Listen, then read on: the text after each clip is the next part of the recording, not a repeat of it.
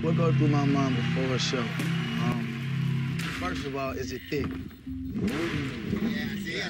Yeah.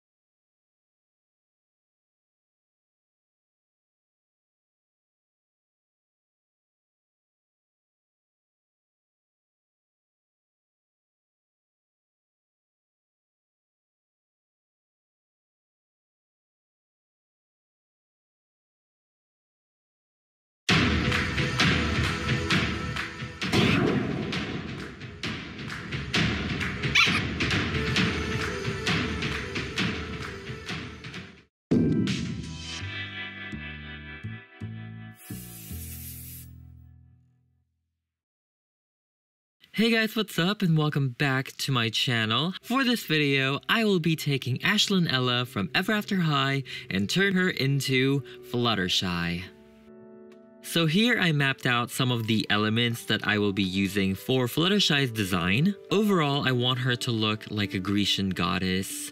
I want her design to be ethereal and very fresh. So here's the sketch that I made for Fluttershy, and oddly enough, it was the very first and last try. Like, I was drawing this, I was coming up with inspirations, I was getting the references, and the first time, and it was great. I loved the design, and I was going to stick with it. So here is a cleaner version of my sketch. Obviously, it is not finished. The details aren't there, the flowers and all that. However, I wanted to see how the colors will work, and I think she's going to look amazing, and I really love this design, so let's go ahead and bring her to life. So here I have Ashlyn Ella, and as you can see, she's kind of dirty, so I'm gonna go ahead and prep her up by cutting off all of her hair. We are going to give her a wig, and I'm also going to take off her factory paint so she's ready for the transformation.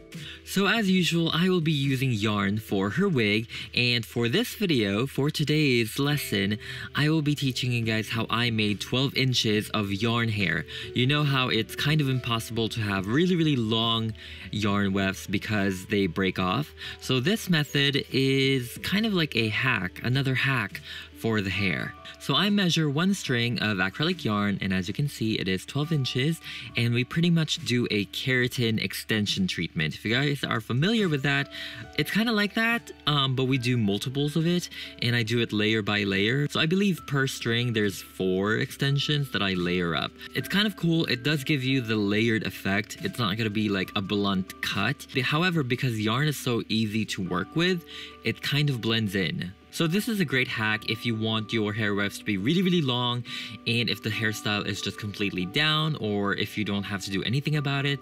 This will be great for pigtails, it's gonna be great for ponytails, so I can see a lot of potential with this method. So now I'm going to be gluing the longer wefts in the very back of her head so that we can actually disguise it with normal wefts later. The hairstyle that I chose for Fluttershy is quite simple, but also very regal. One side of her hair is completely pulled back, so we can actually put a fascinator on it later, and then I will mimic her bangs as well. So this one is really simple. However, because of the length, it's also very dramatic.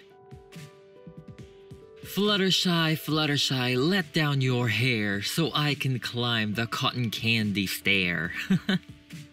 And now it's time for my favorite part, which is the face-up. And as you can see, I am using a light brown watercolor pencil to sketch out initial details that I want her to have.